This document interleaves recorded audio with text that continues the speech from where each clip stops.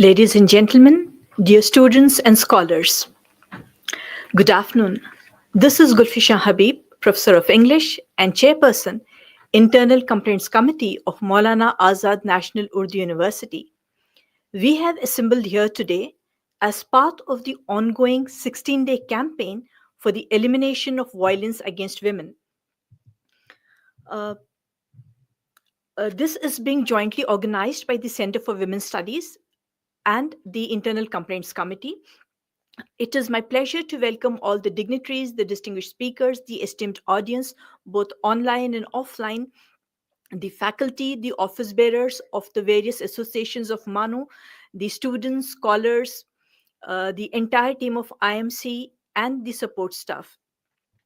On behalf of the Center for Women's Studies and Internal Complaints Committee, I deem it an honor and a privilege to warmly welcome Janab Huda Sahab, Professor Tabrez Ahmed, Dr. Farzana Khan, our three panelists for the program today. I welcome you all, ma'am and sirs. I welcome OSD 1, Professor Shagufta Shaheen, OSD 2, Professor Siddiqui Muhammad Mahmood sir. They have joined online. I welcome the deans of the schools, the heads of the departments, the faculty, the office bearers of Manuta, Mewa, MANUU Officers Association, all the scholars and the students, both online and offline, to this session. Welcome to one and all. Most of us who are associated with MANUU know that we start our programs with the MANUU Tarana.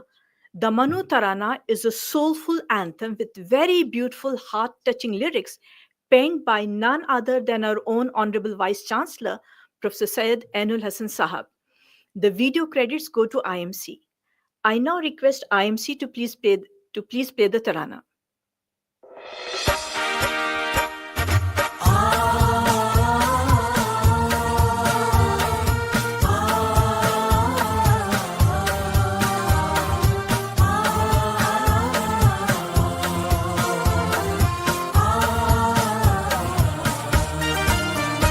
ये बाबे शहरे इल्म है उर्दू ज़बान का, ये बाबे शहरे इल्म है उर्दू ज़बान का। आओ सफ़र यहाँ से करें आसमान का,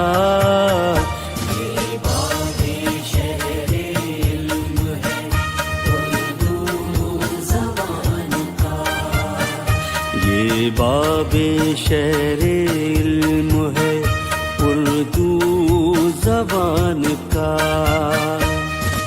इल्मो कमाल फज़लो शियारो शूर तक फैली है दिल नवाज महक दूर दूर तक। मिलता यहाँ निसाब है सारे जहान का, ये बाबे शहरे इल्म है उर्दू ज़बान का, ये बाबे शहरे इल्म है उर्दू ज़बान का।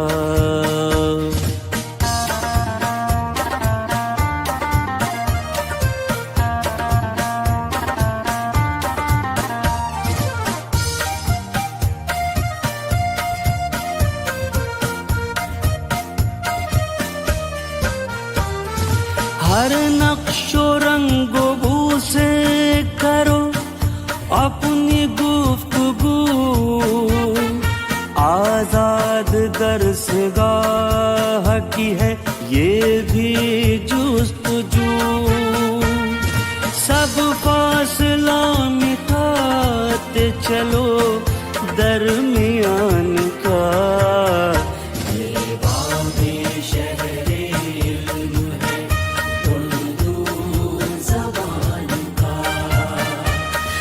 बाबे शहरे इल्म है उर्दू ज़बान का।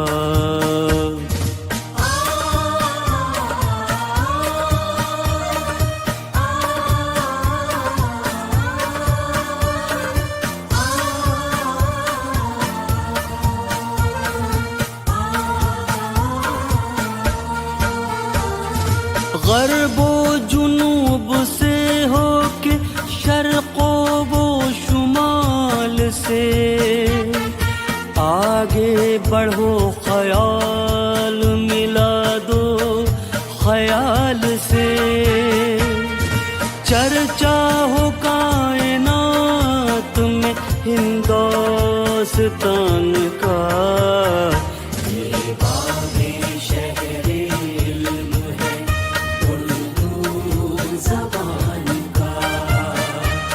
ये बाबे शहरे इल्म है उर्दू ज़बान का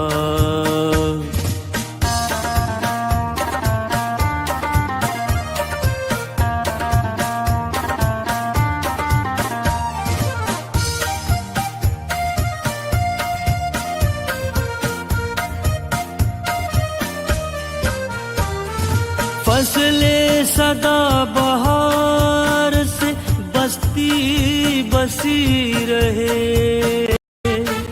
मिलकर दुआ करो कि ये खेती हरी रहे साया रहे सरों पे किसी साहिबान का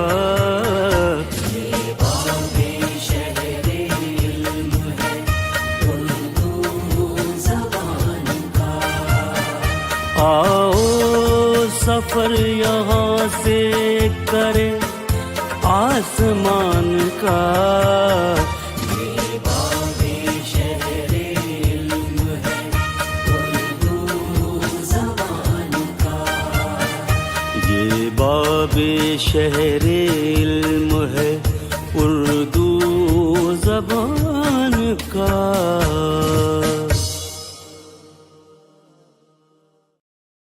We were listening to the mesmerizing MANUU Tarana written in mellifluous Urdu. Let us now move on to the panel discussion. Professor Shahida, Dean School of Arts and Social Sciences and Director, Center for Women Studies, will speak on the 16-day awareness campaign and the panel discussion that we are holding it today and telecasting live. I invite Professor Shahida to please address the gathering.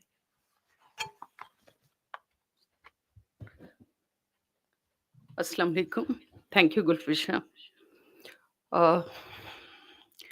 Actually, this year, we are not observing, truly speaking, the genuine way we have been doing it all the years. In the past 16 days we used to do by way of lectures and documentary and maybe some panel discussions and lectures.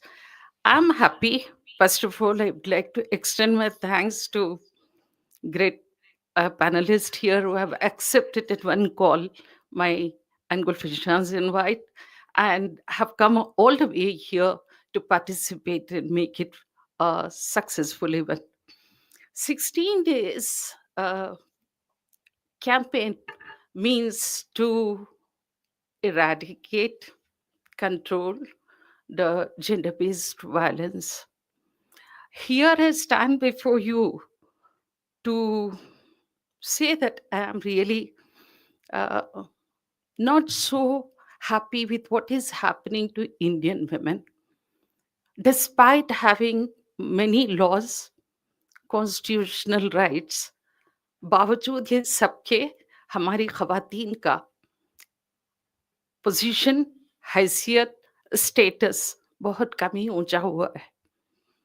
आप तमाम जानते हैं violence कई किस्म का होता है, physical, emotional, psychological और sexual. It's the last one which I'm much concerned about. Physical, somehow it goes to the police stations. It gets reported. How many women have been getting suffocated within the four walls of the house? In the name of culture, in the name of religion, the way we have been brought up, we have been socialized not to speak. We have been mimed from the childhood. That's where you see the living dead in the name of wives, partners in the houses. Mere laws are not going to change anything. Maybe to an extent, it may help, support, because constitutional has been there for past 70 years. क्या हुआ है? कुछ बदला? Laws भी हैं. अब तो new laws आए हैं बिकॉज वो सोचे के कॉलोनियल्स ने बनाया है वो लॉ को, तो उसमें कुछ चेंज करे 1860 के, जिस पे हमारे तबरेज साहब बात करेंगे, खुदा साहब भी बात करेंगे, रोशनी डालेंगे. आप देखिएगा कि कितना चेंज हुआ पास्ट में और प्रेजेंट में. लेकिन यहाँ पे मसला होता है कि क्या चीज़ है जो लड़कियों को वो हैसियत देने से हम फेल हो रहे हैं. We are really failing our daughters. Very badly have failed our daughters. India is really red with the daughters' blood. अब देखिए बचा बचा के गवर्नमेंट इंटरफियरेंस से थोड़े बहुत सेक्स रेशियो थोड़ा इम्प्रूव हुआ. It speaks volume when you see at one window that is sex ratio. Why? Where, like Amartya Sen, Professor Amartya Sen gave the name as missing girls. कहाँ जा रहे हैं? कौन मार रहा है? क्यों माँ जो अक्सर बोलते हैं कि खुदा जमीन पे नहीं हो सकता, नौज़बिल्ला, इसीलिए उसने माँ को पैदा किया. वो माँ तैयार है गला घोटने के लिए. यहाँ बात आती है हमारी अपब्रिंगिंग की. We have failed miserably to control the dowry system. We have failed miserably to teach our sons to bring them up properly, socialize them. बार बार बेटियों को बोलते बेटियों को सही करिए, बेटियों को स्कूल से खींच लीजिए, कॉलेज मत भेजिए, बिगड़ जाते हैं. वो बिगाड़ने वाला कौन है? हर घर की यही हालत. मुझे बोलने दीजिए कि उलमाए दीन की यही है कि बेटियों को सुधारिए. सुधारने के लिए कॉलेज मत भेजिए, स्कूल मत भेजिए, लेकिन बेटों को बिल्कुल फ्रीडम दे दीजिए. बच्चे हैं, लड़के हैं, उनको तो फ्रीडम होना ही चाहिए. तो इस तरह का जब तक सोच रहेगी, ज़हनियत रहेगी, इस चीज़ के साथ हम बदलने से रहे. ये आंकड़े वही दिखाएंगे. I am so sorry with painful realization, I am speaking here. Today is yet another year, yet another day we have gathered here to speak. Does it go to those parents, make any dent where girl children are really wanted? Why there is an annihilation? पैदा होने से पहले, पैदा होने के बाद, ऐसे ऐसे किस्से जो हम यहाँ नहीं बयान कर सकते. ख्वाब ख्याल की बात नहीं कर रहे हूँ, रियलिटी स्पीक्स कि किस तरह हम बच्चियों को मारने के तरीके अपनाए हैं ताकि हम पुलिस की गिरफ्त में ना आए, लॉ की गिरफ्त में ना आए, डॉक्टर पहचान भी ना सके कि इसको मारा गया. ये 16 दिन का कैंपेन जो चलेगा उसी चीज को रोकने के लिए है. फिजिकल, इमोशनल, ये तमाम चीजें. और गवर्नमेंट के वेरियस स्कीम्स के बारे में यहाँ बात होगी, लॉ के बारे में बात होगी, सर्विसेज स्टेट के जो है उस बारे में बात होगी. तो हमने उन्हीं के एक्सपर्ट्स को बुलाया जो इस फील्ड में माहिर हैं. Thank you so much once again for saying love back to our invite. Thank you so much. I hope that the deliberation will be rich here and will carry something home. Sorry that I am so, very much I feel disturbed when I realize that our campaigns are not making dent what it's supposed to make everywhere for that matter. Because Farzana will definitely share what I have been seeing. All of us, women studies compulsory, we have the, what you call, we go to the field and collect data. Horrible, horrible. You can't even digest because when we teach in a class, they all have tears in their eyes. So this is the reality. We stay far cut off from that. So let us speak. Let us fulfill our duty as teachers, as is being told to us, dictators to us, to observe these days towards elimination of gender-based violence. Thank you so much. Good vision.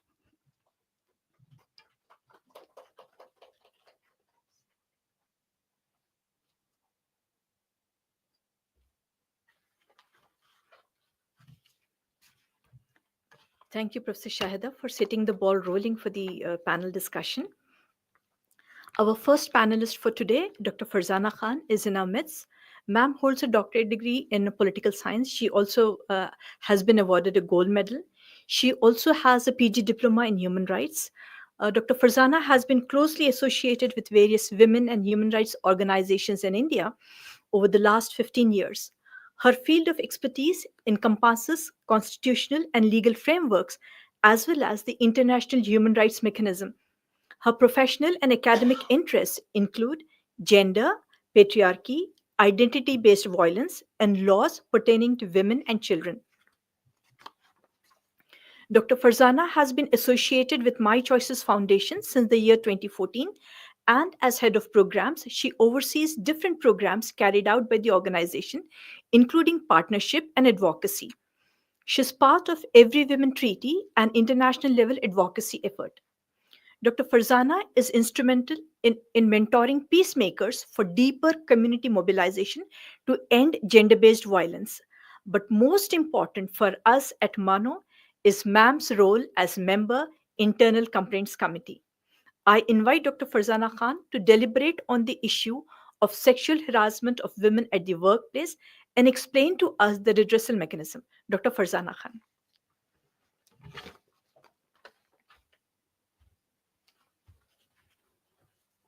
Thank you so much, ma'am, for it's always an honor and privilege to be here.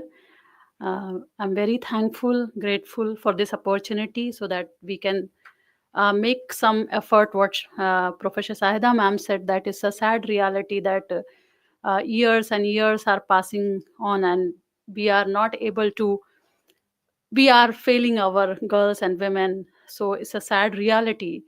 I hope what I'm going to talk today is more from practical experiences that we see every day on the ground. And I thought to talk about the mechanisms of sexual harassment or violence against women in general. So if we divide broadly the categories, so one is the whole state mechanism, and the second is efforts from the other people, especially NGOs, that who are working in the ground to prevent violence against women. In that, uh, I see that there is a lot of progress we see, especially in Telangana, by the police department. Especially, we must really congratulate the state where they have taken proactive efforts to prevent violence against women. So there is a very important aspect that I would like to inform everybody, that there is a separate women's safety wing that has been established in Telangana. So it's a centralized wing, and all the violence against women issues are dealt by the women's safety wing. And they have different modules and chapters. Very important to note that one very important initiative that has been taken by the women's safety wing to establish these different modules. So one is on sexual harassment, which is called Sahas, and there is a steering committee which monitors or which helps the companies, organizations, departments to establish the internal complaint committees. And if there is any loopholes found, they guide how to do better. So there is a one module on sexual harassment, prevention of sexual harassment at workplace through Sahas. Then they have also established the she teams, the very famous she teams that we see. And the main objective of she team is to prevent sexual harassment in public spaces, because that is very much very problematic area when public spaces are not safe for women and girls. So she teams basically is a usually women fear to complain, to say, because the law is very critical, or the law is very that road is sometime for common people, they feel that I cannot take this. So she team ने बहुत आसान किया है. So I will keep my talk in both English and Hindi for the audience benefit. So she team क्या करते हैं कि anonymously भी कॉल कर सकते हैं, you can just inform and then they will take all the actions. In fact, in civil cloth, in prominent places where the areas which is prone to sexual harassment, like bus stop, in front of colleges, schools, or street harassment, so they are in plain cloth, the cops are in there, and they do some preventive actions also. But once it is informed, they will make sure that the complainant is safe, the identity is safe, and they are taking the steps to prevent it. Even as organization, My Choices Foundation, we have taken many a times help from the she team, and the way the case is dealt is remarkable. So that is one within the safety fold through the police. And then we have another module which is called cyber module. And in fact, Telangana has developed one she cyber lab as a nodal lab for the entire state, so that all the cyber related crimes can be monitored, can be they make SOPs monitoring, collecting all the data, so that better coordination from different departments. So cyber module is very important, because nowadays we are seeing a lot of cyber crime is happening. Especially women and girls are facing a lot of harassment, cyber stalking on social media platforms. It's very, very unsafe. The virtual spaces are also become very unsafe for women and girls. So there is a 11930. This is the emergency number for the any cyber related crime. Anyone can dial that. So this is one very important module that is sitting within the safety wing. And then they have anti-human trafficking module. Then we have the DV centers to prevent violence against women. So these centralized systems, they are making to work, so that better coordination, data collection, tracking, monitoring. So these various modules we see. And then Sakhi centers, we all know that in every district there are Sakhi centers which are dedicated for prevention of domestic violence. So anybody can go and complain. So these are some violence against women, state mechanisms. There is a recent she box, I think many of you have heard, that it is done by the Ministry of Women and Child Development, and every state it is functioning, where there are three sections. One is from the central employees, if anyone is facing sexual harassment. दूसरा state employees के लिए, government offices के लिए है. And then there is a third which is private. If you are working in a private sector, this is very important to note, because maybe sometime when you go to police to report sexual harassment at workplace, hesitation हो सकता है, may be internal complaint committees function नहीं कर रहे हैं. So through this portal आपको acknowledgement मिल जाएगा, at least it is registered, so it will not get lost in the processes, because you have the registered complaint. And it's a very simple, you just click on the link and you will be guided, very simple steps. she box के through आप sexual harassment raise कर सकते हैं. So these are the government mechanisms. Recently, because we see there is a lot of safety issues while traveling, so a lot of safety apps also has come, which is T-Safe recently, which Women Safety Wing has started. T-Safe, Google Play Store से आप download कर सकते हैं इसको. And then the tracking and the SOS emergency, there are various features you can avail. In fact, My Choices Foundation also partnered with one organization, I Am Safe app. It tracks live locations, but it also gives you different platforms where you can raise other issues of violence and abuse, and the expert will be provided to you for guidance. So I Am Safe is another app which is a private, but it is a very good app which girls and women can use. Now, what our experiences have been with all these working with police and government, that once you are confident and provided a proper support, then definitely there is a breakthrough. We cannot say that things are not working. If it is followed, if it is pursued properly, then there will be a light to that case. The second important aspect that I want to talk about sexual harassment and the redressal mechanisms are the efforts by the non-government organization. So when the POSH law came in 2013, it is sexual harassment of women at workplace. There are very important three aspects. It's not just about the legal mechanisms, but it talks about prohibition, protection, and then the redressal. In this, the protection is very important. What steps we are taking to prevent? Because it's always prevention is better than cure, we all know. So in that, the first thing that we have to understand that establishment of committees are very important, and how we are establishing these committees, how the members are active in those committees, and what education and awareness we are spreading so that it can be prevented. So as part of in many organizations, I am a member of ICC, external member, and I always emphasize ki what awareness we are bringing in. So that is very important, and we have to really focus on that. Two three things is very important from practical point of view, because internal complaint committees are must if you have 10 or more than 10 employees in any setup, whether it's a government, non-government, private, anywhere.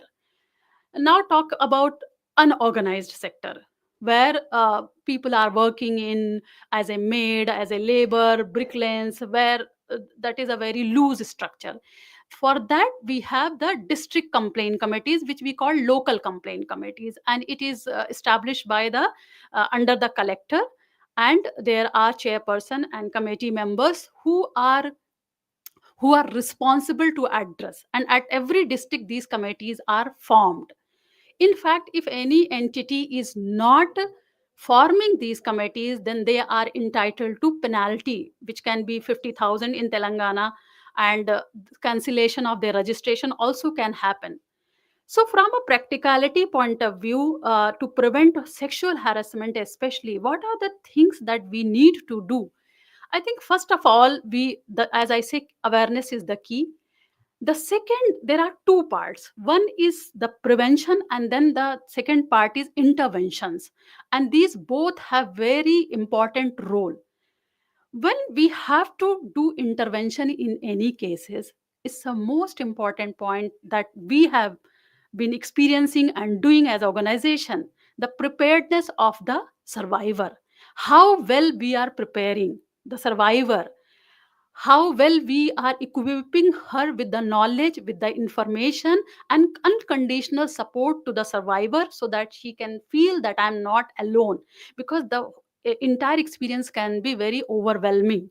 And sometimes the mechanisms, especially the legal mechanisms, are very lengthy, so that the hostility, they develop some kind of hostility also sometimes. So the preparedness and addressing the need of the survivor, sometimes we feel that this is the right way, but are we listening to the survivors? Are we addressing their critical need at that moment, what they require? If we are paying attention and assuring them that we are there, then many cases we saw successfully dealt.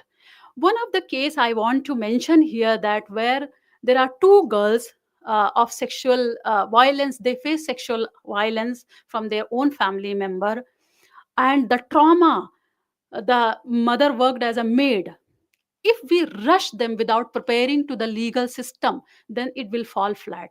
So the first thing as a organization, what we do, we prepare the mother, the children very thoroughly, addressing their trauma. So we organized therapist, we organized how they can overcome with that trauma, so that they can speak, they can narrate everything. And the case went on, the arrest happened, and then the bail also. After a few months, the perpetrator got, the accused got the bail after so many years, because this takes time. After so many years, recently again they got a summon from the police that there is a that the case now has come on the trial, and they have to come to the court. Now these both girls are married now with kids, and we can see the panic they were having, the entire trauma they were reliving. And they said, no, no, we don't want now, it's over, it's over, we are settled in our families, please, I do not want to go. Again, here what I am saying, the preparedness for the survivor. Again, the counselor took the time to explain that, and explaining about the convictions rate, why convictions are so low, because the survivors do not want to relive, and there is nobody to follow up in that process. Then our lawyer prepared, the counselor prepared, 2 3 team members went along with the girls, we prepared the mother again. And then when they three are on the same page, yes, we want the justice, we want the conviction. And that confidence, when we gave, we took literally 1 week to prepare them, and on the day we went along with them as a support, and they felt so relieved. So this is what actually, in short, I want to say, that preparedness, because it's very easy to raise the complaint, to go to run the police and to file a case. But why convictions are so low in any cases, be it sexual harassment at workplace or other sexual offenses against women or DV? So violence against women is not as simple as some docility or robbery or stealing or any offense that is happening on the street. Remember that family is a most safe and secure place for women, and the notion of honor, dignity, all these plays a vital role, how family members are supporting and the system is supporting. So together we have to make this work.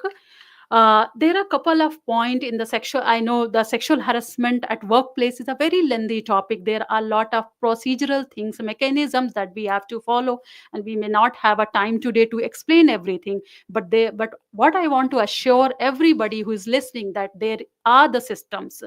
One click away, you have, or everybody has a smartphone in their hands, everything is available, and what you want you will get. So please use that wisely. The most important thing what I want to say, what are the do's and don'ts, quickly in 1 minute, and I think I will wrap up. That's, so first of all, we have to educate ourselves, learn about our rights, learn about everything. The second most important is respecting boundaries, and I'm not pointing out here girl or boys, it is for everybody, even girls, women, men, boys. If we are respecting boundaries, consent, and we know what are the red flags, if we are alert enough to, because crime usually, in whims and fancies it can happen, but from our experiences we see that there is a history, there is a follow up, they the perpetrator always identify their victims long back, and they follow. So these are very well calculated steps, and if you are alert, if you know your boundaries, you are alert, red flag sign, if you are able to identify, I must say a lot of crime can be prevented. Speak up. Silence is not going to help. It never helped anyone. And be an ally. As a bystander, what we are doing? Are we raising our eyes? Are we supporting? Or we are just passing by? So I think there is a lot of practice we have to do, that we should be a bystander intervention program. We should develop, encourage reporting. So these are the do's that you have to keep in mind when dealing this kind of the things. What are the don'ts? कभी भी victim को blame मत करिए. It's not their fault. Nobody deserve violence. Nobody, whatever the circumstances are, we justify violence, especially violence against women and girl has a long sanctioning centuries ago. I don't know when it started, when we started blaming the victims. So that is one thing, that no matter what, we should never blame the victim. Dismissing complaints, participating in harassments, ignoring the problem, spreading gossips around the survivors about their character assassinations, about their associations. It could be anything. and assuming it is not a big deal. I think most important in sexual harassment and sexual assault cases are that we see this is a not a very big deal, which is not correct. Disrespecting privacy, we must not do that. And these are actually enabling the harassments, so we must do which not enable all these things. And by fostering a culture of respect, awareness, accountability, individuals can play a vital, significant role in preventing sexual harassment and violence. And we all can create a safer environment where all can reach to their full potential. I hope I am able to do some justice, to throw some light, like what we can do minimum. Thank you so much.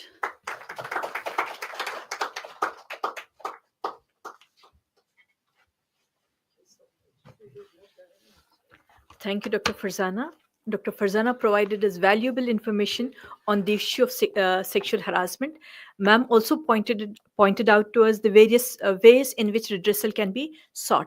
Thank you, ma'am, for making it very clear to us in very simple, easy to understand format about the role of the Women's Safety Wing, about Sahas, Sakhi, the various travel apps, and also for informing the audience about the newly launched SheBox portal.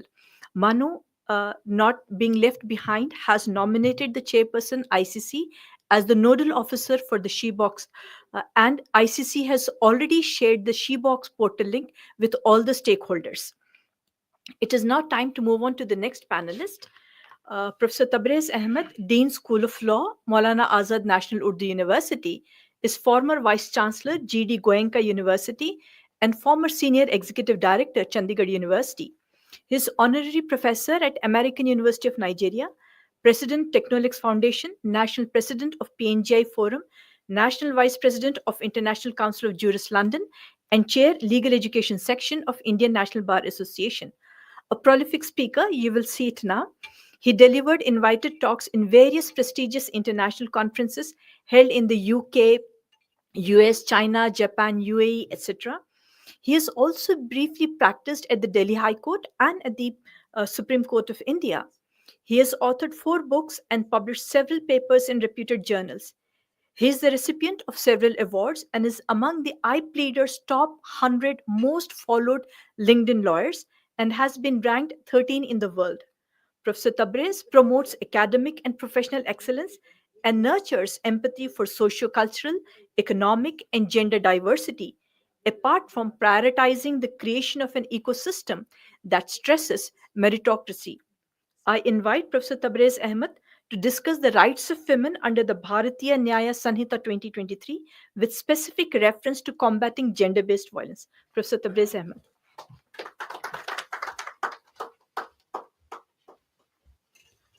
Thank you very much for a very extensive kind of introduction. Let me thank Professor Shahida for organizing great program, and let me thank the Center for Women Studies, MANUU, and Internal Compliance Committee. We jointly organizing this particular event because we have just seen that how important is the awareness. If you talk about the regulations, we have very strict regulations, but still the crime rates are growing. So it means that the solution is not lying in the regulation. We have to do something else. Let me share about the report published about the analysis of last 12 years by Thomson Reuters, and it has participated in 93 countries of the UNO. This report says that India is a dangerous place for women's safety. It's a very, very negative kind of the statement at a global level. And then this also reflecting that why government was very curious about reforming the laws. And we have seen 3 new laws from 1st July this year implemented. One of them is the Bharatiya Nyaya Sanhita. If you talk about the, as you mentioned, Farzana mentioned about that the conviction rate. So everything start from the conviction rate, because if you have laws are there, but still the conviction not happening, it means that we have to then go back and find out that how we are going to raise the conviction. Because as per the legal theory and jurisprudence, if there is no deterrence, we cannot control the crime. So as per the current report of the NCRB, that the conviction rate in India in general is 57%. It means that normally in any crime, there will be at least 33%, 43% will be the very, going to be under reasonable doubt from the court of law. So now, if you talk about the conviction rate, it is varied in India from state to state. And if you talk about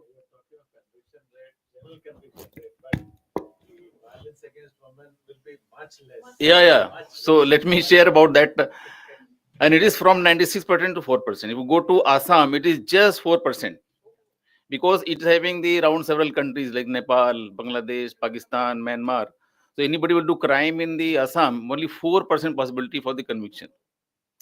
Same we talk about the cyber crime, it is just less than 1%. It is global data. And right now, the serious problem is about the cyber stalking. You mentioned about the stalking, because now everything starts from the stalking.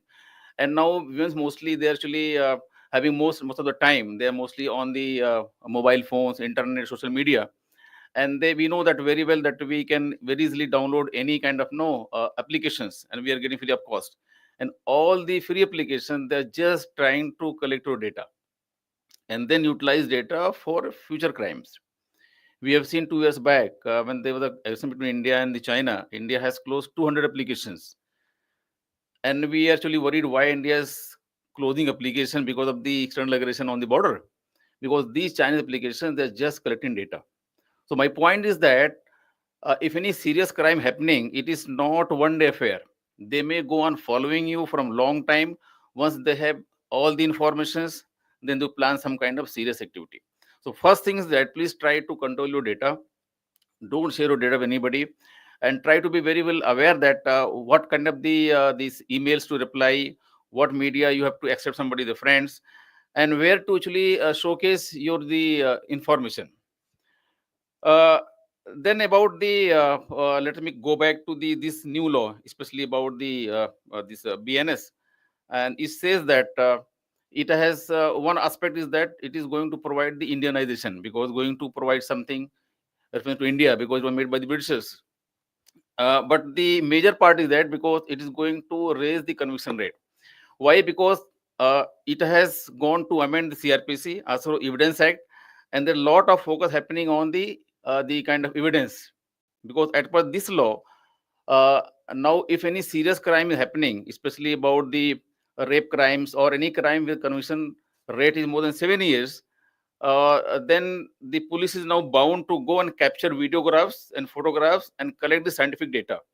And now government is trying to provide at least three the forensic labs in each district, and the role is that they just try to go always moving and trying to collecting data and keeping in the scientific records. And for that, government has opened university in the Ahmedabad, and they're going to produce 35,000 cyber experts, mostly forensic experts. The job is just to analyze the data. Because the first problem is that happening at the initial court level, the primary court level, where you're going to file the FIR and try to produce the evidences. And when the evidences are not there, you cannot actually convict anybody. Second part is that mostly these are the crimes. In the crime, the defendant is mostly government lawyer, APO, APP, and they aren't very actually serious about the kind of taking the case, because ultimately, if they're losing the case, it is not their harm. So in this law, what government has done, government has allowed any even the criminal cases, the person can also hire their own lawyer. So you cannot depend only on the defense lawyer. You can also try to hire your own lawyer. And but the question again will come about the pricing and the cost. You know very well the legal costs are very very high. And this particular this BNS, what government has done, there was more than 500 plus the sections. Now they have removed all the unimportant sections. Now there are just 358 sections. Out of that, this chapter 5 is mostly talking about the crime against women and children. And they mostly the section from 63 to at least around 77, that's talking about the crime against women. So first thing is that what they have done, they expanded the definition of various the sections. And then if you talk about 63, that regarding the what is definition of rape, it was actually very uh, limited definition, but now they're expanded definition. Now they're covering very wide area. But the point is that awareness is very, very important, because for the first time, government of India has taken serious view. Before launching these three laws, there was serious kind of awareness campaign started. And let me also thank the this university for holding this particular event, the Center for Women Studies and the this ICC for taking lead in organizing the event and especially focusing on the BNS, because this law is very good in terms of the expansion and definition, because the rape, the definition is highly expanded and now it is covering wider areas, that if anybody will do with any women, they are liable. And also about the working place, now they expanded the boundary, and now they're saying that anybody applying deceitful means for giving any kind of the promise for promotion or hiring, if they will do something in terms of the sexual intercourse, it will be coming in the terms of the rape. Same way about these other sections like section 65, 66, 67, 68. The boundaries now in fact increased, but the point is that unless until we are going to really make the kind of awareness, we are not going to get any benefits. If you talk about the current, in fact, the report about the Indian scenario, the 7 states are actually the on the danger line. These are Assam, Delhi, Haryana, MP, Odisha, Rajasthan, and Telangana. Telangana was not earlier actually coming in the top 7, but now the last 4 years, it is coming in the kind of the top 7.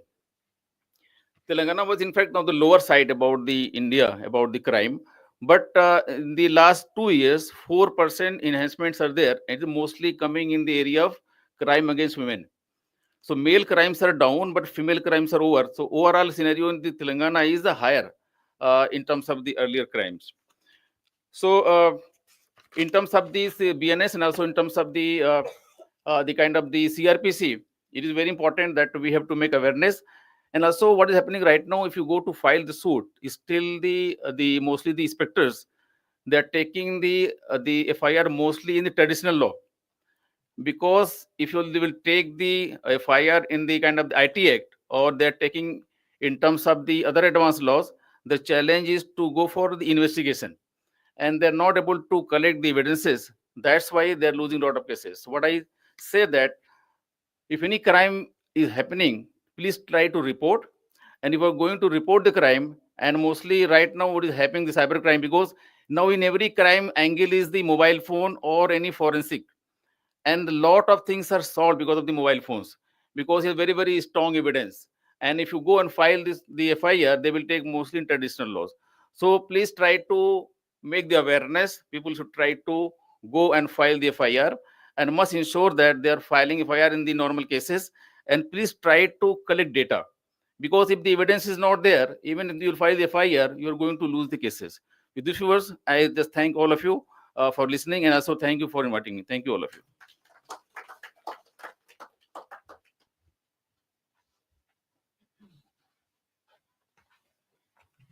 Thank you, Professor Tabriz Ahmed. You made the most of the very limited time by laying bare the new laws for the protection of women from violence, with special focus on Chapter 5, Section 63 to 77. And you also presented to us the challenges therein. The final panelist for today is our esteemed guest, a friend of MANUU, an upholder of law, a very senior IPS officer of the 1979 batch, Janab Syed Anwarul Huda Sahab. MA JNU 1978, MSc Defense Studies 1987, and MBA from the UK 1996. Janab Huda Sahab retired as DG, as we all know. Prior to his retirement, Sir served on various capacities and positions. He served as Commissioner of Inquiries, Government of Andhra Pradesh. He was earlier promoted to the rank of Director General of Police, Law and Order in the undivided Andhra Pradesh in the year 2012. He also held the post of MD, AP Housing Corporation. Huda Sahab served as additional DG, as IG, as DIG, and various other posts. He held several positions during his service, including IG, AP Police Academy, and Director, Vigilance and Enforcement. While on deputation to the central government, Huda Sahab also held the position of the Director, Ministry of Finance. Huda Sahab has undergone high-level international training programs in countries like Germany, Canada, and the UK. An NGO in Hyderabad has initiated a project for training the youth from the marginalized, deprived, and underprivileged community to get into the public sector employment. To provide training to such youth to enter the police services, this NGO started the police pre-recruitment training project in April 22 under the guidance of Huda Sahab. Huda Sahab is associated with the Center for Human Security Studies as Distinguished Fellow. He also authored 3 books, Inside Police and Insider's Views, both published in 2004, and Writings on the Sand, published in 2007, all 3 published by Booklinks. I invite Janab Huda Sahab to please throw light on the Bharatiya Nagrik Suraksha Sanhita 2023 and gender-based violence. Dr. Huda Sahab.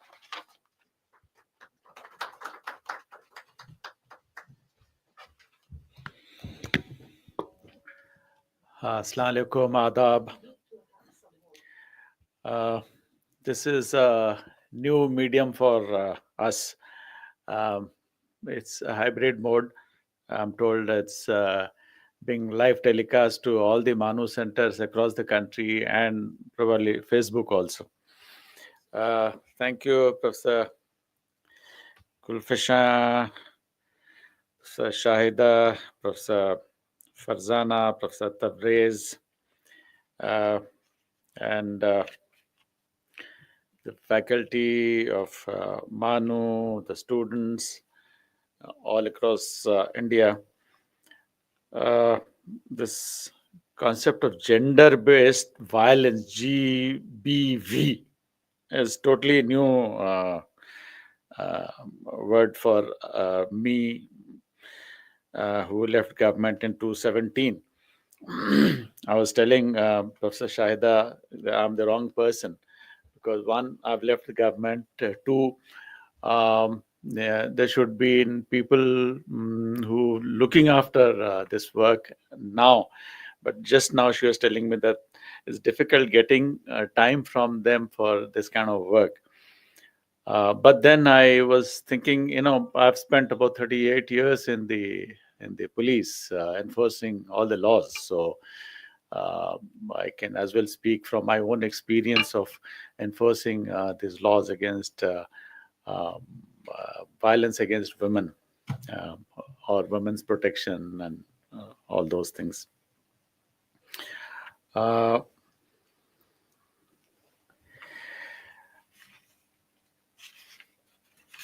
In fact, I'll not get into the details of BNS, the specific sections, because all this is available on the net. And all of you are very smart. You can always check back from the net the details, the provisions, because that will become very pedantic and very boring for all of you. During our time, the category we used to review is in the following thing: rape, kidnapping, murder, eve teasing, molestation, outraging of modesty, then domestic violence, dowry harassment. But now, of course, the concepts like marital rape, you have POSCO, which has come in. In fact, as Professor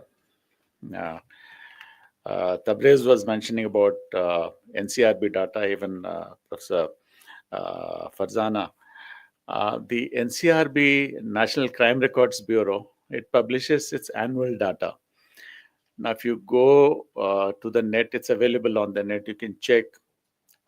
They have the category-wise, the state-wise breakups, the conviction rate you're talking of in each of these categories. It's available on the net, and age-wise, the victims, it's all classified, and it's available in public domain. Professor Tabriz was talking of, it's not the severity of the law which ensures compliance, but the classical saying is, it's not the severity of punishment, but certainty of getting caught that deters crime against women. If someone has this feeling that he will get away with crime against women or harassment against women, he will do it with impunity. But if he's sure that he's going to get caught, then it becomes a deterrence for prevention of crime against women.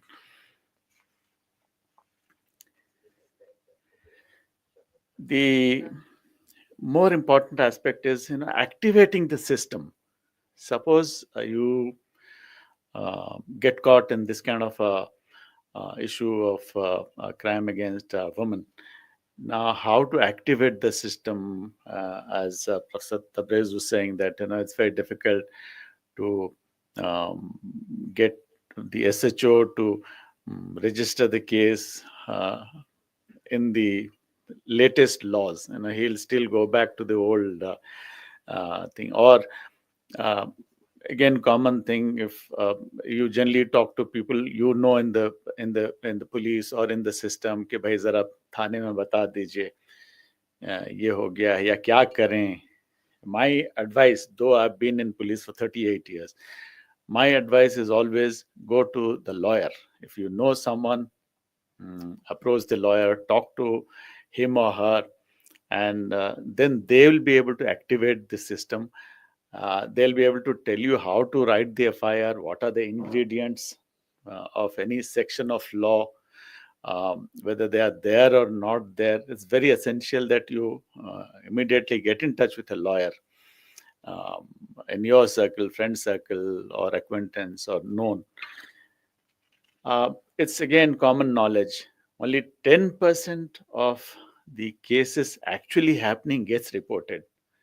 Comes on record. It's again academically it's been proved. That means 90% of the cases are not reported for various reasons. But out of that 10% also, the conviction rate is so low that it doesn't act as a deterrence. Whether it's a new law or the old law, whether it's BNS or it's POSCO, the deterrence part, for instance, why there's you don't hear of women harassment or rape in Saudi or even in Afghanistan. You know that if happens, you'll be beheaded on a Friday in the public square. That is the deterrence. Now, that's the severity of the punishment also. But people know that if you're caught in such kind of activity, then you know what is the ultimate consequences of your act. So that acts as a deterrence. Now, I would rather cite few case studies which will be interest to you. For instance, we have a set of domestic help with us. The husband is acting as a driver. He is a driver, and then the lady helps us in the kitchen. Now, what would happen is the man will go out, drink, come back, and they have two kids. They had two kids, one daughter, and daughter was almost growing up, and then the son. The man would go, drink, come back, and then inflict violence on the lady in the house. And then there'll be fights, and there'll be issues, and then she would go home, affecting our work, and then injuries. All those issues were there. Obviously, though I am in the police, but we never reported it to the police station, cop station, because it involves a lot of other things also. It's just not reporting, as you said, after it came up after they were married also, then the things came back to them. And then the people who don't like to follow it through. So we had to get rid of this couple.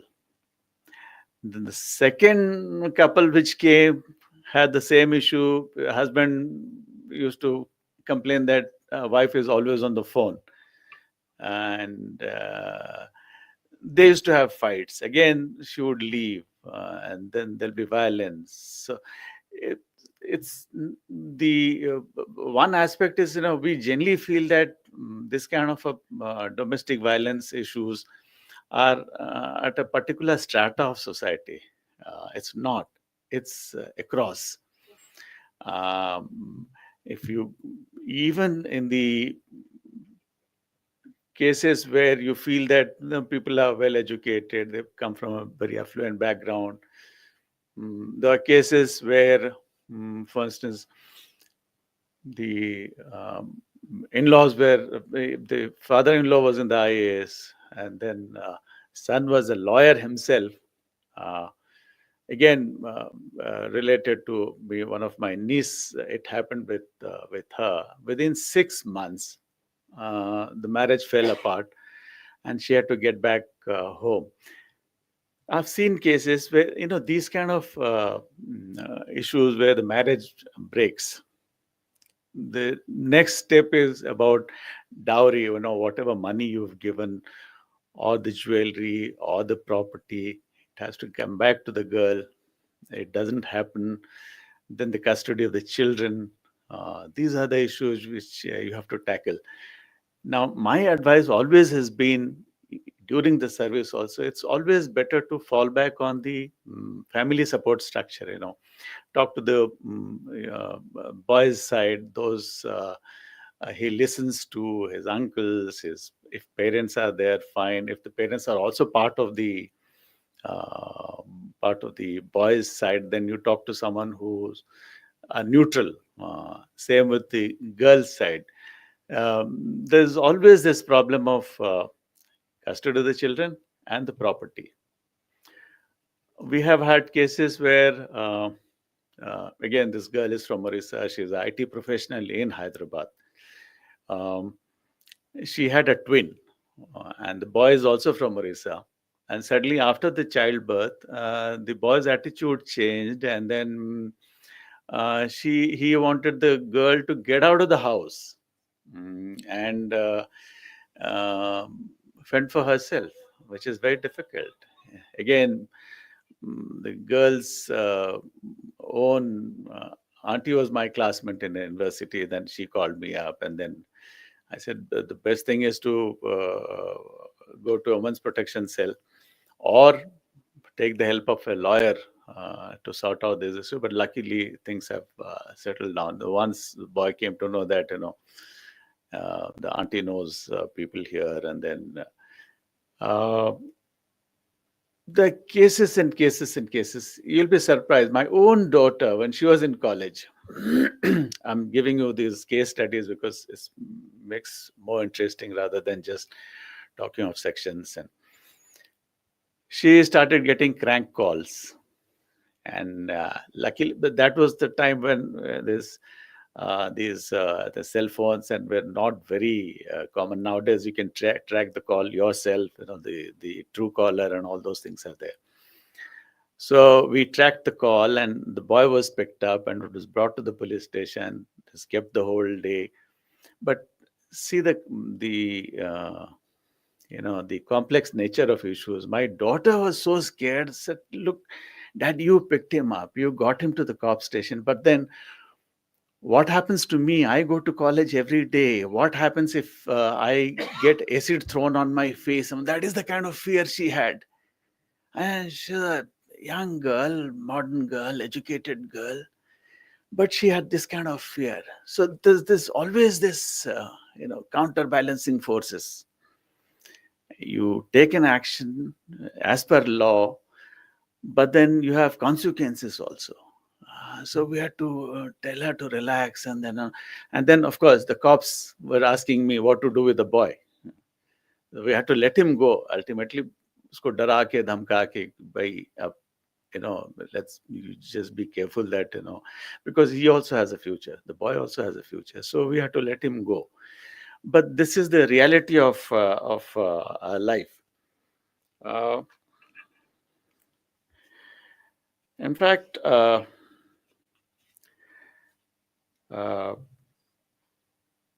had given, when I was doing a bit of net search on domestic, this violence, violence against, this, what you have, this. GBV, gender-based violence. Gender-based violence. So I found a lot of links, UN में क्या हो रहा है, Europe में क्या हो रहा है, then UN के different agencies में क्या क्या, I sent all the links to Professor Shahida. And there are a lot of literature on gender-based violence on the net. Now, in the larger scale, the macro level and the international level, the conflict zones are the places where the women are the worst sufferers. Any conflict zone, any war zone, women and children become the sufferers. Forced migration, lack of basic amenities, lack of infrastructure, lack of education, lack of health facilities, and the sufferers are the women and children, and they're the victims of the violence in any conflict zone. Professor talked of Women's Protection Cell, and Farzana talked of Women's Protection Cell, Women's Safety Wing.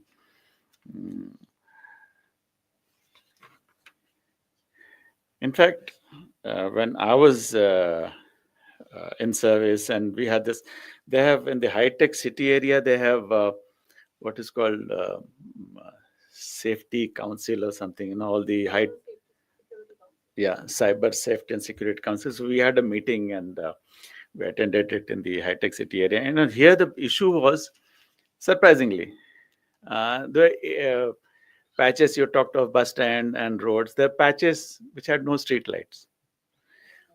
And that became a problem for the women. If they're walking back to their hostels, or they're walking back to the bus stand.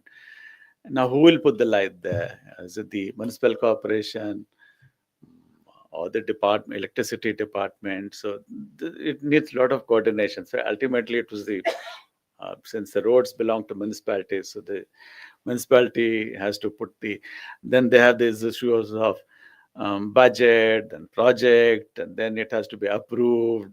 A whole lot of issues are there. But one issue was this, that street lights.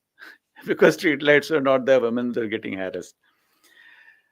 The issues of auto rickshaws and cabs, drivers misbehaving, or you want to book, you're single and you want to go alone, but then they'll say that no, we'll make it a cab sharing cab. So, but you're not sure who is your co-passenger.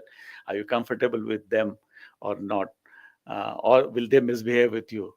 There are issues like this. There are issues when you're traveling and then you get robbed. Now, where do you go as ladies? It becomes very difficult for you to defend yourself and carry it forward to the logical conclusion, whatever action you want to take, legal action against the perpetrators of the violence. You'll be surprised. You feel that if you are getting into a crowded bus, you are safe. But then in a crowded place, no one would like to take responsibility. This is that if you've been harassed in a public place and there are a lot of people, and then you come and complain, then when we go to the place, one, there'll be no one there. Two, even if there are people, they'll say, no, we've not seen it. So you don't get witnesses. You don't get eyewitness account of what exactly happened. And then this apathy of not getting involved with the law enforcing agencies of the people there, around there. So it's a paradox. You feel that you are safe in a public place, but in public place also you become unsafe because no one will be coming to help you or come and stand with you when you are facing a problem. Well, in the campus environment like MANUU, you're much more safe because you're amongst your own people, the students, who are the first responders when you face a problem. The first responders are your own friends. You go and talk to them. Yeah, this is what has happened with me. Whom do you run to first? Your friends, your colleagues. Then, of course, you go to your professors. Then, of course, the dean. And then, of course, you escalated to the VC level.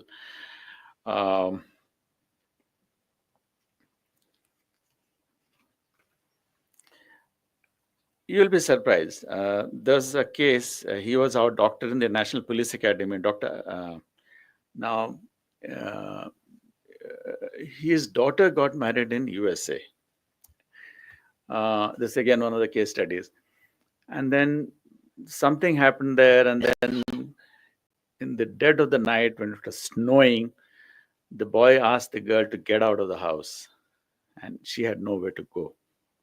And he came running to us, and I was in CID. I was looking after the women's protection cell, and then he came running and crying that, look, this is what has happened. Meri masoom bachchi ko raat ko ghar se nikal diya. It was snowing. Then we had to take. My advice is, in a situation like this, always get away from the scene. If you can, get out of that place, get back to India. Or if you feel that there's domestic violence or there's a problem in your husband's house, get back to your parents' place and don't stay there and fight. That becomes an issue, because idea is to protect yourself first. So get away from the place where you're getting harassed or where you're getting having problems. Get back to your parents' place, and then you can fight back later. We had another case. There's another boy who's was with me in the finance ministry, and then his daughter got married in Australia, both Telugus, and he went through the legal process. The case is still on. The police is not able to enforce the NBW against the boy. He comes. There's some negotiation going on. People feel that if you register a police case, then you have a leverage. Then the boy's side can come down for negotiation. And then since there's a case, you have a strong point in the negotiation table, but it doesn't happen that way. You'll be surprised. There used to be a lady DCP in Delhi called Saikia. She is a Muslim from Assam. She used to tell us that the women's protection cell, the cops were the most corrupt, because they would take money from both sides, the boys' side, the girls' side. I mean, these are the facts of life. No point hiding. Like Shahida madam was very emotional when she was giving the speech, but these are the facts of life. And she said they're the most corrupt. Even here, when you go to the women's protection cell for a thing, they would always say that compromise kar lijiye, negotiate kar lijiye. They'll not straight away register a case. Well, their point of view is why go through the normal route of legal process. It takes a lot of time. If we can, there'll be a negotiated settlement. Even if you want to separate, if there's a negotiated settlement, do it instead of following the legal process. It takes a lot of time.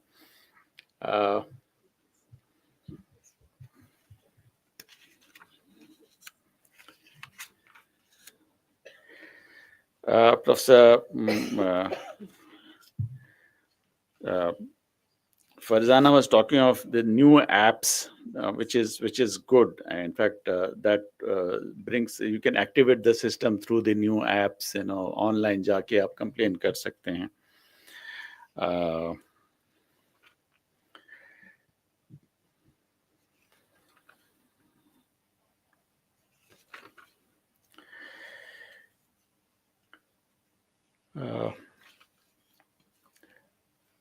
There are. We have to also look at the divides in the gender-based violence. Divide with the rural, urban, rich and poor, educated, uneducated,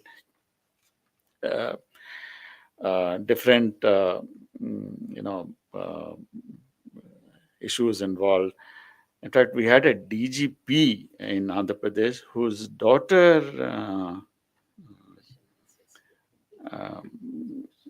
faced a divorce case, and then we had a CM whose daughter had issues. I won't name them. We had a film star whose daughter had an issue. domestic violence, and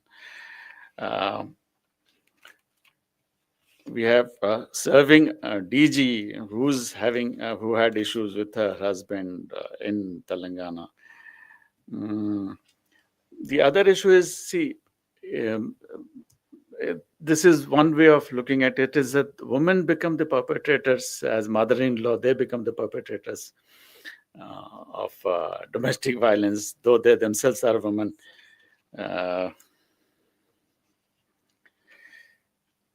The positive aspect is the girls are now educated, aware, they're aware of their right, they don't take any nonsense from anyone, be it their husband or in-laws. If there is any issue, they just pull the red flag, get back, be on their own.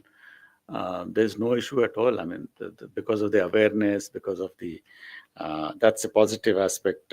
Economic independence, they're educated, employed. Well, during the teenage period, because the estrogen levels are high, you have issues of boys and girls. But that's how, the segregation, whether it's right or wrong, I'm not getting to the ethical issues of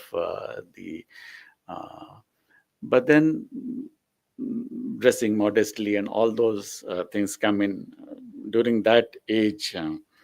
The one aspect is we keep talking of, as you said, we keep talking of controlling the girls, taking care of the girls. Why not the boys? I mean, the videos in the social media, when the girls want to go out in the night and the mother says don't, or father says don't, then it says, why not stop the brother instead of the girl?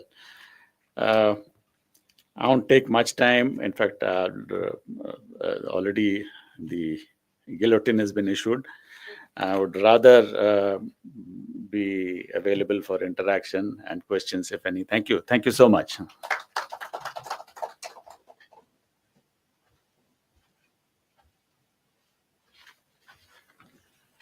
Thank you, Huda sir, for your very enlightening talk. You made it very lively, made it very homely for us to understand the various laws through the different examples that you were giving us.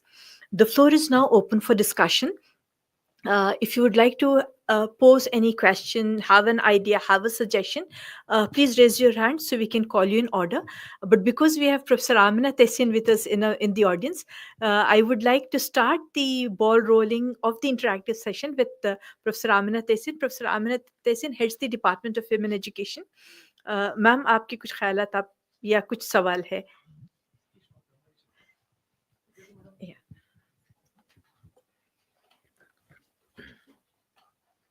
आदाब, अस्सलाम वालेकुम।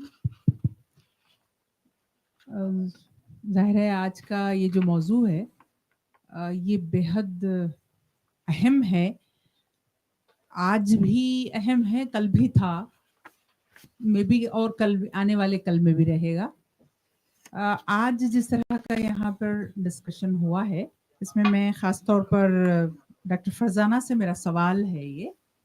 वजह ये है कि जिस तरह से हमने यहाँ बहुत सारे लॉज पर बात की, मैकेनिज्म पर बात की, कि जो इंटरनल मैकेनिज्म है वो स्टेट की तरफ से हो कि ऑर्गेनाइजेशन की तरफ से, उस पर हमने बात की। और ये मैकेनिज्म एंड लॉज बहुत बरसों से हमारे पास हैं। मैं ये जानना चाहती हूँ जिनके लिए लॉज बने हैं सोसाइटी के लिए, विमेन प्रोटेक्शन के लिए, हमें, मैं समझती हूँ वो इवैल्यूएशन या वो जानना बेहद ज़रूरी है कि क्या समाज पर, सोसाइटी पर इसका कुछ असर भी हुआ है। तो मेरा सवाल डॉक्टर फरजाना खान से है, चूँकि वो समाज में काम करती हैं और ये totally related to the society only, ये बहुत काम वहाँ होता है। हम एकेडमिक्स में ये बातें तो कर सकते हैं, लॉज के बारे में हम इंफॉर्मेशन दे सकते हैं, लेकिन प्रेजेंटली क्या सिचुएशन है ये हम तो इनसे ही जान सकते हैं। तो मेरा पहला सवाल तो ये है कि क्या सोसाइटी में, कम्युनिटी में कोई चेंज आया है? क्योंकि हम जब भी बात करते हैं तो वो माइंडसेट चेंज की, सोसाइटी के ट्रांसफॉर्मेशन की हम बात करते हैं, राइट? एक सवाल तो मेरा ये था। दूसरा सवाल मेरा इसी से रिलेटेड ये है कि क्या कम्युनिटी टू कम्युनिटी अगर इसका बार रेज हुआ है अवेयरनेस का, ठीक है, इस ताल्लुक से, तो क्या कम्युनिटी टू कम्युनिटी इसमें कोई डिफरेंस आप फील करती हैं? जिस तरह के केसेस से आप डील कर रही हैं, तो मैं ये जानना चाहूँगी कि क्या ये डिफरेंस पाया जाता है? दूसरा मेरा सवाल, उसी से रिलेटेड मेरा तीसरा सवाल है कि अगर कम्युनिटी टू कम्युनिटी अगर डिफरेंसेस हैं अवेयरनेस में या इस तरह के केसेस को डील करने में, whether it is domestic violence है या सेक्सुअल हैरेसमेंट केस है, कुछ भी हो, तो मैं ये जानना चाहूंगी कि क्या रीजंस हैं और जिस पर हमें फोकस करने की जरूरत है, हमें काम करने की जरूरत है, वो क्या रीजंस हैं जो कम्युनिटी टू कम्युनिटी डिफरेंस पैदा करते हैं, ये मैं जानना चाहूंगी। मैं समझती हूँ कि ये इस तरह का अवेयरनेस हमारे स्टूडेंट्स, स्कॉलर्स, टीचर्स सभी के लिए जरूरी है। तो मैं डॉक्टर फजाना खान से इस जवाब चाहूंगी। थैंक यू मैम, बहुत ही इम्पोर्टेंट क्वेश्चन आपने पूछा है कि माइंडसेट कम्युनिटीज़ के चेंज हुए हैं कि नहीं हुए हैं, क्योंकि हम लोग बहुत सारा देख रहे हैं कि अवेयरनेस पे बात हो रही है। डेफिनेटली मैम, मैं बिल्कुल कहूँगी कि जब हम काम शुरू किए थे, क्योंकि 15 इयर्स का तो मेरा खुद का एक्सपीरियंस हो गया है इस इशू पर काम करते हुए, तो मैं देखूँगी कि चेंज तो बहुत है। और अवेयरनेस बढ़ी है लोगों के अंदर और लोग अब बात करना शुरू कर चुके हैं। पहले क्या होता था, कंप्लीट साइलेंस था और बहुत सारा क्लैरिटी नहीं थी। तो धीरे-धीरे हम लोग जब कम्युनिटीज़ में भी काम कर रहे हैं, क्योंकि हम हर स्ट्रैटा ऑफ पीपल के साथ काम कर रहे हैं। जहाँ पर लिटरेसी लेवल लो है वहाँ भी काम कर रहे हैं, और जो मिडल क्लास है या फिर आप हायर कह सकते हैं, जो जॉब्स में हैं, बोथ वर्किंग, इकोनॉमिकली एम्पावर्ड हैं, वहाँ भर भी हम काम कर रहे हैं। तो हम देख रहे हैं कि अवेयरनेस डेफिनेटली रेज़ हुआ है और लोग बात कर रहे हैं इसके बारे में। और उसके बहुत सारे रीज़न्स हैं, क्योंकि बहुत सारे तंज़ीमें भी काम कर रही हैं, गवर्नमेंट भी आगे बढ़ कर के इसको जो एक कम्युनिटी का पार्टनरशिप गवर्नमेंट अब देख रही है, क्योंकि हम तेलंगाना पुलिस के साथ हमने काफ़ी पार्टनरशिप में काम किया और हम ये महसूस कर रहे हैं कि वो लोग चाहते हैं कि ये ग्राउंड लेवल पे किया जाए। तो बदला है। अब जहाँ तक सवाल है कि माइंडसेट चेंज हुआ है क्या? सो माइंडसेट चेंज जो है वो उसका स्लो है। अभी भी बहुत सारे लोगों का माइंडसेट सेम है। स्पेशली बहुत सारा डिफरेंस हम देख रहे हैं कि the way we are raising the girls and the way we are raising the boys, वो डिफरेंस हमें अभी भी अपने कम्युनिटीज़ में दिखने को मिल रहा है और वही वजह भी है कि कॉन्फ्लिक्ट बहुत हो रहा है। So there is a one quote I always say, ma'am, which may help you to understand कि क्या हो रहा है कि there is a one quote is saying कि everyone is busy empowering women, but who is preparing men for these empowered women? So male folks के साथ काम करने की बहुत ज़रूरत है, स्पेशली जो यंग हैं, जो यूथ है, उनके साथ बहुत ज़्यादा ज़रूरत है, क्योंकि वो भी उलझे हुए हैं और वो भी जिस समाज से आ रहे हैं वहाँ उन्हें गाइडेंस डिफरेंट तरीके से मिलने की ज़रूरत है। एंड एज़ एन ऑर्गेनाइज़ेशन हमने बहुत सारा काम अब मेन एंड बॉयज़ के साथ स्टार्ट किया है। ये पिछले 15 इयर्स में मैंने एक चीज़ महसूस किया कि खाली एक सेक्शन पे काम करके नहीं होगा। So that is the may be that will help, वो माइंडसेट चेंज जो है हमें फिर वो रैपिडली दिखाई देगा, ज़्यादा लेवल पे दिखाई देगा। दूसरा आपने सवाल किया था कि difference in communities, different strata of जब सोसाइटी है या डिफरेंट कम्युनिटीज़ है, these communities could be based on the caste, religion और सोशियो इकोनॉमिक स्ट्रैटा। देखिए, हम लोगों के अपने एक्सपीरियंस से मैम, ये प्रॉब्लम अक्रॉस है। नुआंसेस उसके डिफरेंट हो सकते हैं, डीलिंग्स डिफरेंट हो सकती हैं, उसकी जो वो तर्क देते हैं, हर कम्युनिटी, हर मज़हब, हर कास्ट तर्क जो लॉजिक दे सकती है वो डिफरेंट हो सकते हैं, लेकिन end of the day violence against women जो है वो एक एक बहुत ही वाइड स्प्रेड है across all the cultures, communities. Sir जैसे अभी बोल रहे थे कि उन्होंने बहुत हाई लेवल केसेस भी देखे हैं, लोअर स्ट्रेटा में भी जाइए और कोई भी कास्ट एंड क्लास हो, और उसका मेरे ख्याल से जो सिस्टम है कि जो पावर एंड कंट्रोल का सिस्टम सदियों से रहा है कि it has to be with men and women are under them, जब तक वो माइंडसेट चेंज नहीं होगा हर कम्युनिटी क्लास में वो चीज़ रहेगी। सो आई डोंट सी रियली कि बहुत कम्युनिटीज़ के भीतर फ़र्क है। हमको क्या सीख मिली कि जब हम डील करते हैं तो हम एक नॉर्म सबके ऊपर ना थोपें। हमको जो उस कम्युनिटी के जो नुआंसेस हैं, जो बारीकियां हैं कि वो लोगों के बहुत ज़्यादा too much disturbing the waters कि वो रेजिस्टेंस खड़े कर दें अंदर आने के लिए, वो चीज़ को आपको कम्युनिटी टू कम्युनिटी आइडेंटिफाई करके काम करना होगा। अगर किसी कम्युनिटी के कोई सेंसिटिव इश्यूज़ हैं, तो पहले आपको उसकी फ़ैमिलियरिटी होनी चाहिए, उनको ब्लेम करने के बजाय, उनके बारे में कोई पहले से राय कायम कर लेने के बजाय, तब आप एंट्री पा सकते हैं और धीरे-धीरे आप वहाँ पर एक ट्रस्ट का जब माहौल बिल्ड हो जाता है, तो कोई भी कम्युनिटी आपको अलाउ करेगी, आपके साथ पार्टिसिपेट करेगी। सो आपको जस्ट यूज़ करना चाहिए वो इन्फॉर्मेशन कि उनके बैरियर्स क्या हैं और कोई स्पेसिफिक बैरियर्स क्या हैं उस कम्युनिटी के। अगर हम उसको माइंडफुली एड्रेस करें सेंसिटिविटीली, तो they will allow. When we started our work in the old city, बहुत से लोगों ने कहा था कि यहाँ नहीं होगा, and the best work we are doing in the old city right now. We have centers in Secunderabad, so all the Telugu communities are coming from there. We have Lakdi Kapul, which is a central place, mixed populations हैं और पढ़े लिखे तबके ज़्यादा आते हैं, वहाँ पे centers हैं. So we have experience across all the cultures, communities, and we find no difference in perpetuating violence, but we find that information useful to work with them. I hope I was able to answer your question. Yeah. हाँ, reasons जो ma'am ने कहा कि हाँ, differences जो हैं, differences नहीं, basically they have their own norms, they have their own cultural practices. अगर वो आप जान लेते हैं और उसके हिसाब से you try to change that with gaining the trust. Without gaining the trust you can not work with anyone. आपको अपने बायसनेस पे पहले वर्क करना होगा. आपको प्री जो कंसीव्ड नोशंस हैं किसी पर्टिकुलर कास्ट, रिलीजन, कम्युनिटी के बारे में, उसको आपको डिसमेंटल करना होगा. Then it's easy to work, specially.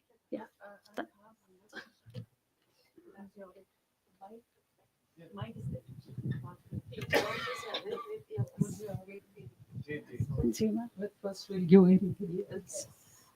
मेरे एक या दो, पहला तो मैं ये बोलूँगी कि हमारे speakers, I have my own observation experience of 20 years here, and some more in Karnataka, rather more in Karnataka, rural and urban area, that the confidence building is required with the police department. There is no friendly police station. Ab to she police station ho gaye, all women police station ho gaye. I want specifically, maybe the crowd here, those who join online may not be knowing what happened with Rabiza B case. Why it happened? Maybe you were very much in the force during that time. What went wrong? Why police failed to do that? Protect her. Rather, it was like, a second rape which happened at the police station. Still, I think we have failed to solve Rabiza B case. And there are many. Bombay में आप मजलिस को उठा लीजिए, the organization, they have a plenty. We have foot soldiers who are going from village to village. We need to have the trust in the police station, which we fail to really. Please come now. And आप तबरेज़ साहब ये बताएं, I feel 1860 का जो law था, is there a huge difference between that law and the three laws? Oh, thank you.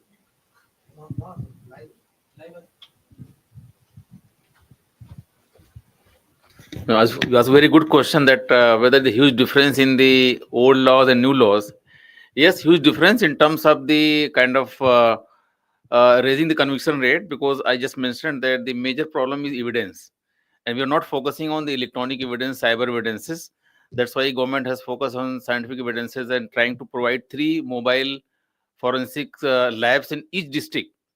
Very, very big projects. Government has given target for 3 years, but now I think it's challenging, but maybe 5-6 years they are able to complete. Once they have 3 mobile labs in each district, I think any crime committed, now you have mobile phones, you can call anybody. So the moment the van will go and collect the evidences, the scientific evidences, will be very challenging for the culprits to save. Second thing is that this new law is focusing on victim compensation. It was not earlier that focus. Now, what was happening, if anybody will do crime, you report the kind of the case, and case will start. Both parties are suffering, and if anybody is convicted, then both are losing. But in this new law, at least they have brought the concept of victim compensation that is followed in the these Gulf countries. So one way, at least if anybody will be suffering, at least the person who has done crime, he has to provide the benefits, maybe compensation going to the victim. And third thing is that what I understand that law has highly expanded, because now chapter 5 is focusing on women and children. This shows government in fact the confidence building measure to raise the kind of the safety to the women, because 63 to 77 focusing mostly on women and expanding the boundary of lot of laws. For example, there was a the kind of the problem in the working places. People were trying to fool the ladies and try to give some the kind of the just promising some benefits, not giving, and sometimes they go on doing some of the rapes and all these things. So at least this law is very clear about deceitful means and giving a lot of chances for the ladies to come forward and they file the suit. There are a lot of other provisions mentioned in this particular law. I think this law is still require special awareness, because there's no conference happening right now focusing especially in the BNS, focusing how they're going to help the children and women. So I think next conference can be there, especially focusing on the new provisions helping the ladies. Thank you.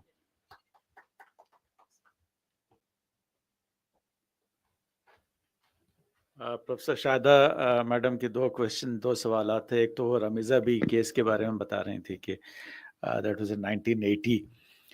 जो मैं जानता हूँ, because I had not join the कार्डर bye then, 79 batch, तो हम लोग फिर training वगैरह, जो मेरी थोड़ी बहुत उसमें समझ है. And I happened to talk to Mr. Narayan Rao जो थे, एम वी नारायण राव, उस वक्त डीजी थे. मैं अंडर ट्रेनिंग था तेनाली में, तो एक बार उनके साथ मुझे ट्रैवल करने का मौका मिला तेनाली से Vijayawada. So I was talking to him. See, basically it was a political, she became a political ping pong within the party. तो सीएम को चेंज करना चाह रहे थे, तो उसकी वजह से ये केस और तूल पकड़ा और उसमें ये इश्यूज हुए. दूसरा इशू था पुलिस. यूल बी सरप्राइज, मैं 38 इयर्स आईपीएस में रहने के बाद भी आज भी मैं डरता हूँ पुलिस स्टेशन जाने के लिए. It's a fact of life. और मेरी सलाह हमेशा ये है कि सरकार से दूर रहो, पुलिस से दूर रहो. बट देन आप ही ने मेंशन किया कि महिला पुलिस स्टेशंस आ रही हैं. जो नंबर ऑफ वुमेन पुलिस, वो भी बहुत कम थी पहले, अब धीरे धीरे बढ़ रही है. टॉप लेवल पे you see them high profile, ये, बट लोअर लेवल पे आप हमेशा टॉप लेवल से डील नहीं करते. आप you are dealing with people at the station level, constable level, SI level, inspector level, वही तक. एसीपी भी बहुत बड़ी चीज हो जाती है आम आदमियों के लिए. तो उस लेवल पे inducting more women would solve the issues to some extent. But then वो एक बार वो सब कल्चर में आ जाती हैं लेडीज, तो वो भी they start behaving like there mail counter parts. तो जितनी बुराइयां हैं, करप्शन, वायलेंस, गाली, और वो सब भी आ जाती है, उनमें भी आ जाती है. So that's no solution.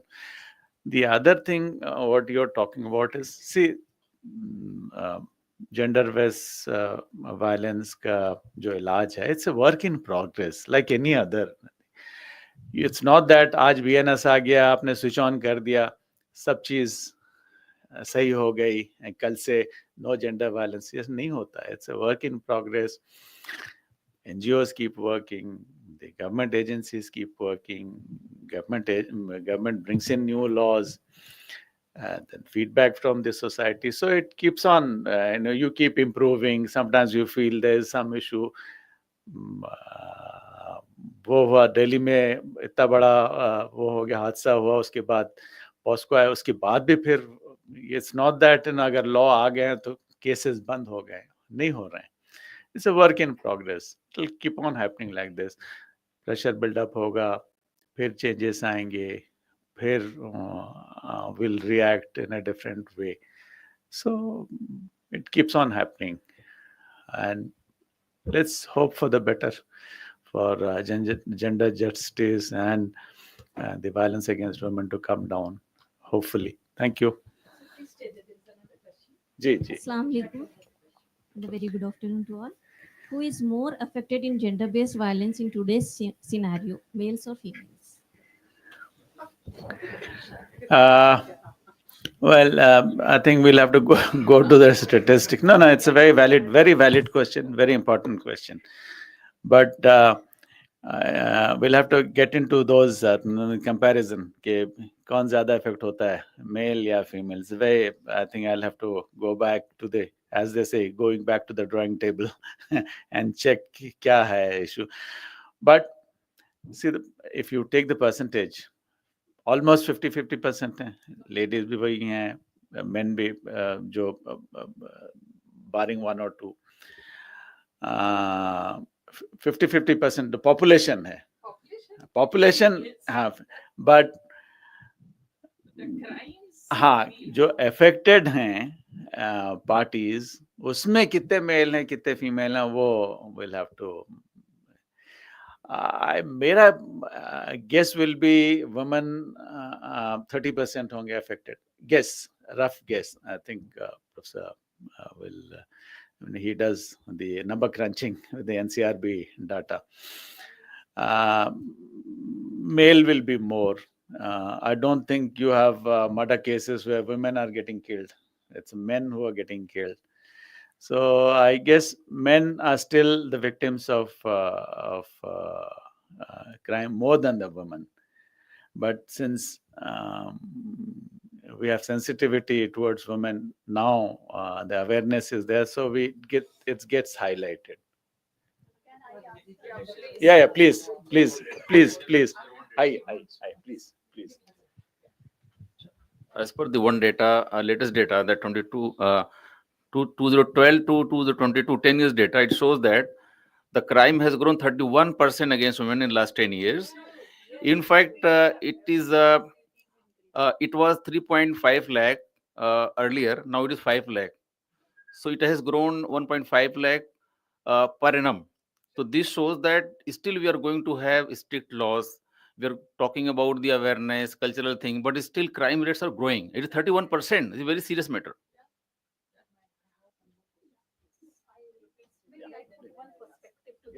Please. The question that ma'am has asked, I want to put this in perspective, because in what perspective we are talking? See, we are not talking here about a general crime at all. This is very specifically gender-based violence. So what gender? Just because I am women, so I'm not talking all the women are saint and all the men are bad, right? Women can be as bad as men can be as bad as women, right? They both have goodness and badness. We are not talking about this. Gender based violence, when we say it is perpetuated because of a particular identity, which is women, and because of that identity I am subjected to violence and abuse.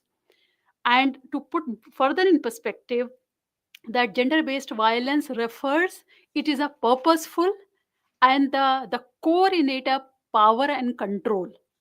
So when we consider somebody below us, it's not just about the women, any person, any caste, class, community, when we find that we should be controlling and we should be in power and authority and they should be placed under, then that is very specific kind of crime.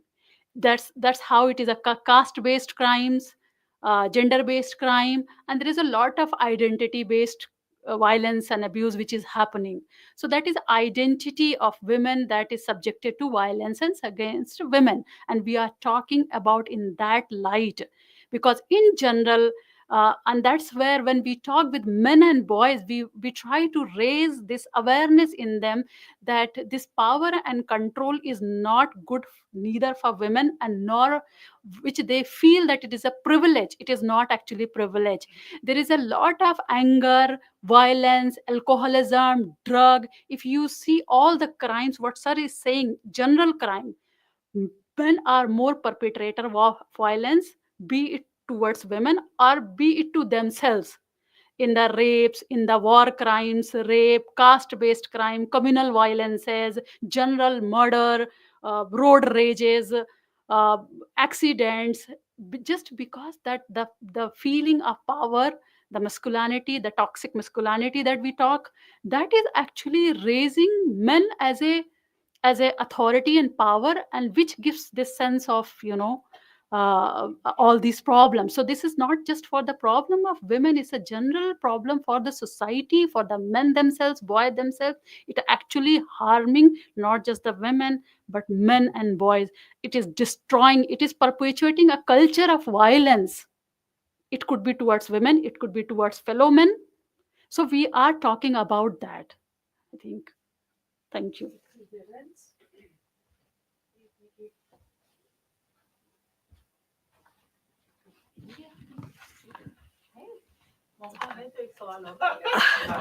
We started the discussion with Professor Amina. Should we end with Professor Amina? Or okay, a brief question with a brief response because time is running out. Right thank you so much. मैं ये सवाल हुदा साहब से करूंगी, और मैं यहाँ इस वक्त ये सवाल एक औरत की हैसियत से कर रही हूँ, एक प्रोफेसर या एकेडमिशियन की हैसियत से नहीं, चूंकि आप एक सिस्टम से आते हैं और उस सिस्टम को आप कई बरसों तक सर्व करते हैं। सर, मैं 2 एग्जाम्पल दूंगी। एक नॉर्थ ईस्ट में एक औरत, एक हिंदुस्तानी औरत के साथ जो हुआ, और बिल्किस बानो एक हिंदुस्तानी औरत, उनके जो रेपिस्ट थे उनके साथ जो कुछ हुआ। तो मैं as a women, as a Indian women, मैं ये फेथ जो अभी हम लॉज की बात कर रहे हैं, कंटिन्यूअसली मैकेनिज्म की बात कर रहे हैं, तो मैं उससे फेथ मेरा खत्म हो जाता है। और चूंकि आप एक सिस्टम को सर्व कर रहे हैं, तो मैं ये जानना चाह रही हूँ कि ये दोनों में हम कैसे कॉन्फिडेंस बिल्ट अप करेंगे।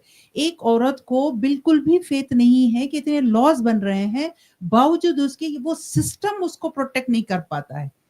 नॉर्थ ईस्ट का भी सिस्टम फेल्योर हम देखते हैं, बिल्किस बानो केस का भी सिस्टम फेल्योर देखते हैं। तो हम कैसे एक औरत को, एक हिंदुस्तानी औरत को कैसे ये कॉन्फिडेंस दिला पाएंगे कि आपके लिए लॉज जो बने हैं वो कैसे काम करेंगे? मैं ये आपसे जानना चाहूंगी।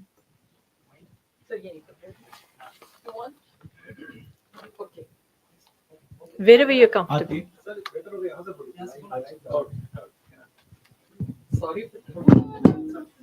Sorry.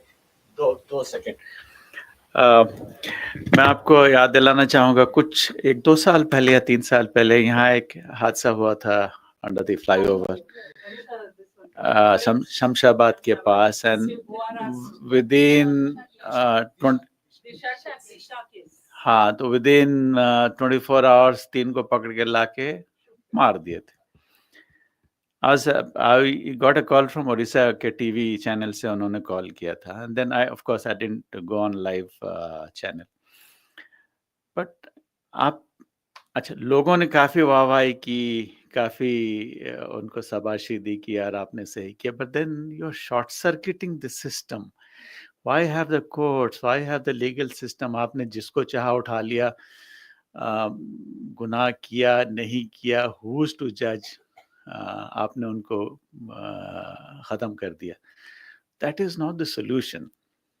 Solution is to better operate the system, to perfect the system, make sure that they get justice through the system of law, evidence, court, kacheri, not short-circuiting it and picking up anyone, even if they have done it. No one gives the right to the police to go and shoot them. That's my stand, and that's true even for extremist, left extremist violence. यहाँ जब हो रहे थे, encounters हो रहे थे,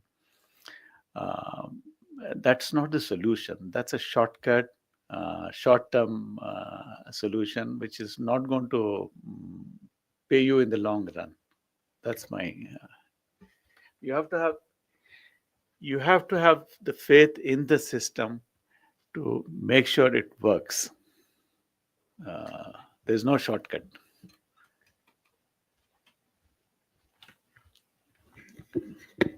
Thank you, Huda Sahab, and thank you to everyone. Tea will be served in the foyer after a few minutes. This was the last point of discussion for today. I would like to express a deep sense of gratitude to the Honorable Vice Chancellor of Maulana Azad National Urdu University, Professor Syed Ainul Hasan Sahab, for being the source of inspiration and for his unstinted support to the cause of women and women's safety on campus. The Center for Women Studies and Internal Complaints Committee are also indebted to the Registrar, Professor Ishtiaq Ahmed, for all the administrative support in making this program possible. We are thankful to our distinguished panelists for having spared their time for the ongoing campaign and for enlightening us with their talk. We are beholden to the OSD 1 and OSD 2 who have joined us offline, online, to the heads of the school, to the deans of the schools, to the heads of the departments, faculty, scholars, students, and the office bearers of MANUTA, MEWA, and MANUU Officers Association for their in-person and online presence in the program today. The director, IMC, and team, and the entire IMC team, thank you. Without your expert technical support, this program would not have been possible. Thank you, one and all. I request everyone to please rise for the national anthem.